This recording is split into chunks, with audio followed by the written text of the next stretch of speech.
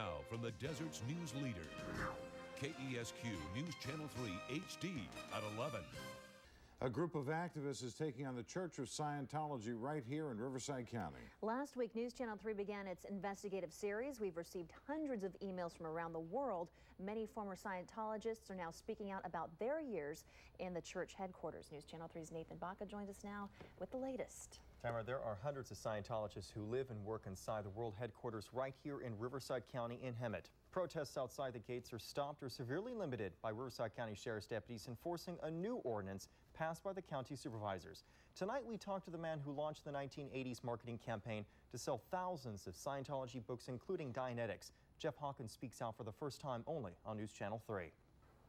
We brought former Scientology marketing director and Portland resident Jeff Hawkins to the local ABC television station where he revealed what happened during his years inside Scientology's world headquarters in Hemet, called IntBase. His account of what goes on behind these fences is one of religious punishment and imprisonment. Within that Hemet compound, they work 100-hour weeks, 7 days a week. They have no breaks. They have no vacations of any kind.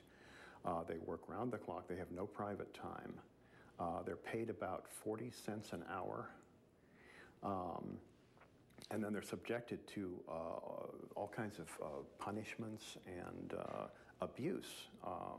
If they do things that are wrong, or if they don't toe the line, they have to run around the buildings, sometimes for miles in their street shoes. They get thrown in the lake out there, which is pretty cold at this time of year. And then if they refuse to come around and toe the line and be good members, they can go to these rehabilitation camps that they have in Los Angeles and in Clearwater, which are virtual prisons, and people have been there for years. And they don't go outside, they don't see anybody, they are paid maybe 10 cents an hour for hard manual labor. They make furniture for the churches. They spend part of their time studying Scientology, and the rest of the time they spend doing physical labor. And they're not allowed to contact anyone outside of the rehabilitation project force, and they're virtual prisoners. And they stay in dormitories, 30, 40 people to a room with one bathroom. I've been down there. I was actually assigned to the RPF for 1 day, and then they said it was a mistake. Longtime staff members tell News Channel 3 IntBase in Hemet was built in the 1970s after L. Ron Hubbard left this La Quinta Cove ranch on Avenida Juarez in Calle, Yucatan, because he felt it wasn't secure enough.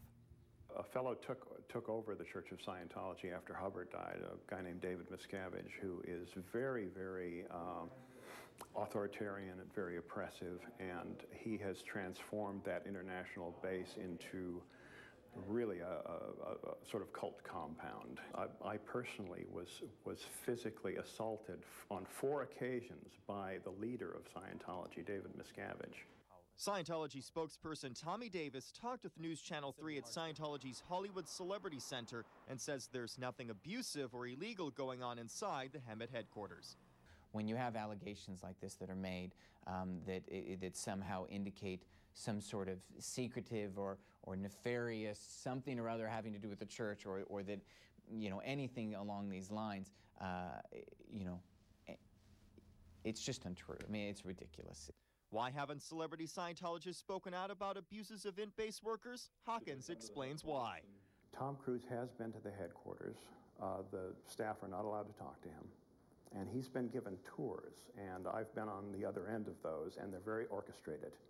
They're on walkie-talkies, and they say he's going to this building or he's going to that building, and they have certain staff set up and rehearsed in those spaces to give him a certain scripted talk.